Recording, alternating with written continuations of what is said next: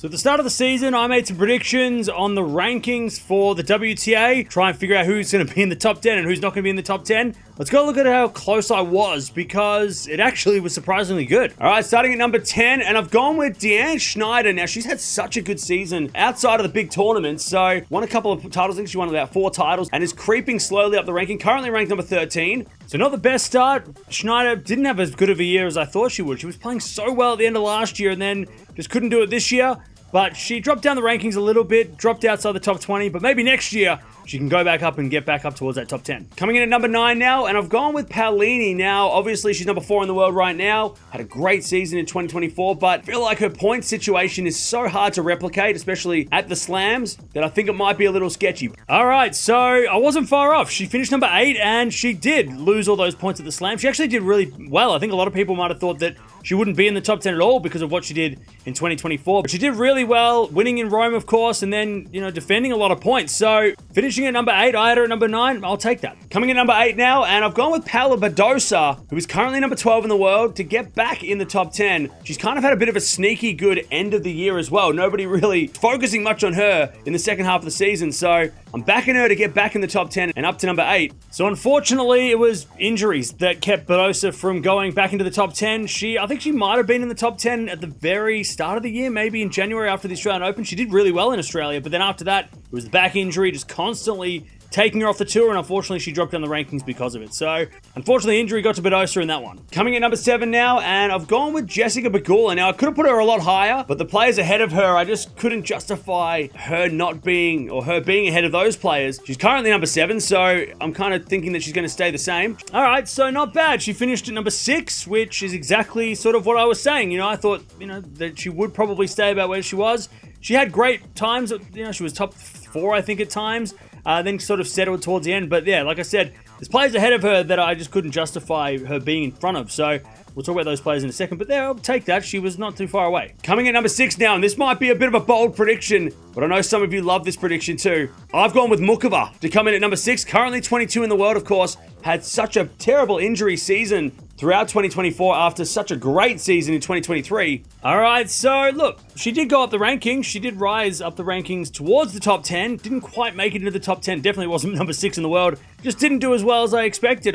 Injury did kind of get her a little bit throughout the year, but wasn't able to just do what I thought. I thought she'd do really well in Australia. I thought she'd do maybe well at Wimbledon, but unfortunately just couldn't really make up the points. But she is close to top 10, so maybe next year she'll get back into the top 10. Coming in number 5 now, and I've gone with Aryna Sabalenka, currently number 6 in the world. And this was a tough one because there's definitely a justification that you could put her in top 3. But I mean, over the years, her body has just failed her, and I'm not confident enough to put her, or maybe I'm not brave enough to put her in the top 3 just yet. So there you have it, spot on. She was number 5. I picked her at number 5, so I'll take that all day. Maybe got a little bit lucky because she did win the WTA finals, and had she have not qualified, she probably would have finished around number 10. So maybe at the end of the year, she kind of saved me with that prediction. But number 5, like I said, her body does fail her at times, but this year was actually a year where her body didn't fail her, and she played really well to end the year. She had, ups and downs throughout the season, but yeah, her body actually stayed together and she was able to play throughout the entire year. So that'll be interesting to see if she does have another full season next year, if she can go even higher.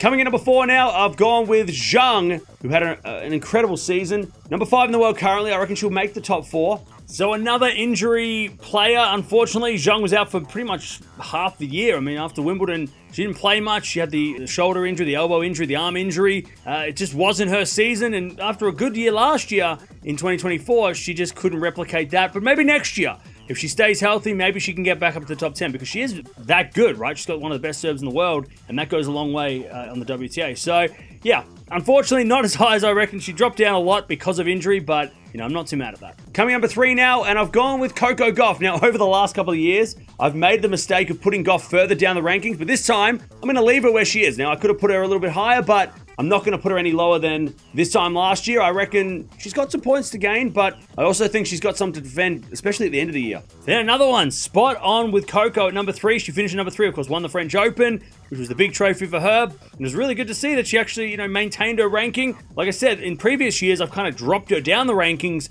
and kind of, maybe underestimated her a little bit. But this time, I've learned from my mistakes, and I kept Gauff into that top 3 and left her at number 3. She almost was. I think she was number 2 at some points in this season. But yeah, number 3, I'll take it. Coming in number 2 now, and I've gone with Iga Swiatek. So this is an interesting one because, you know, I think a lot of you might have put her at number 1, or maybe you put her further down. Maybe you think she's going backwards.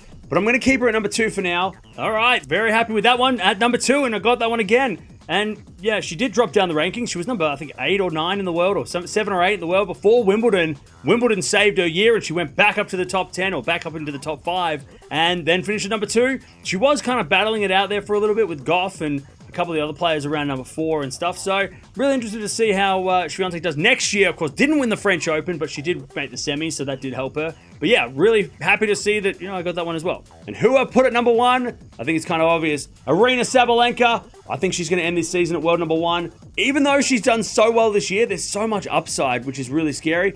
So there it is, Sabalenka at 1. I was happy that I picked her at 1, and she was won by a mile. It wasn't even close. Her and Swiatek were battling it out, I think, maybe around the US Open or just before the US Open, or around that time when, you know, Swiatek had won Wimbledon. But Sabalenka then just ran away with it. Of course, made the semis of Wimbledon and did some great things. Made the final of the Australian Open. Really made the final of the French. You know, made a great run at all the slams, and that definitely goes a long way. So happy to have her at number 1 and got another one right. I've done really well considering WTA rankings are very, very hard to do. So there you have it. They were my results for my predictions. Actually, not bad. I'm surprised that I got the top 3. 4 of the top 5. I mean, I'll take that all day. And the other players, a couple of them, maybe, you know, I was a little unlucky because of injury, you know, with Badosa and Zhang. You know, Mukova, maybe I was a little bit over ambitious that she would do so well. Of course, I didn't put Anisimova in. I don't think I even thought about putting Anisimova in, so she definitely surprised me. There was no Keys in there either. And of course, no Andreeva, and that was one of the controversial things. I was going to put in Schneider instead of Andreeva at number 10, so I probably should have gone with Andreeva. In hindsight, Alexandrova, I didn't think of her either to put her in the top 10. So, but overall, I'm pretty happy, you know. Pagula, Pellini, Raducanu. Let me know down in the comments below how you did in your ranking predictions last year. I'm surprised that I actually did any good, because usually I don't get close. And if you go look at the men's rankings, the A to B rankings, very happy with that, and we'll do it again all at the end of the year and start 2026 and see if I can get anywhere near that close to the rankings for next year.